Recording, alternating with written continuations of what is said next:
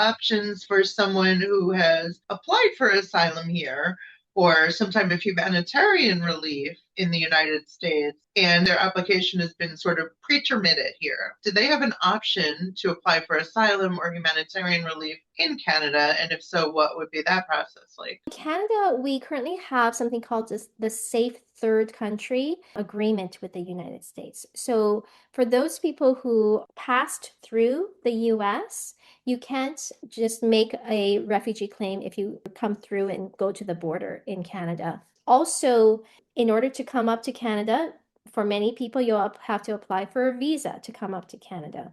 And one of the main indices to an officer when someone is applying for a visitor visa, or if you're applying for a work permit or study permit, these are all temporary residence applications. They would be looking at whether or not you would leave Canada when your authorization ends. So, unfortunately, for people who have made refugee claims or who are without status in that country, a lot of these temporary residence applications will likely be rejected. However, for permanent residents, that's not an issue. And so for those people who, for example, speak French, are highly educated, have work experience, even if you had made a refugee claim that may be rejected, that's okay. If you qualify for the permanent residence, we can still apply for permanent residence.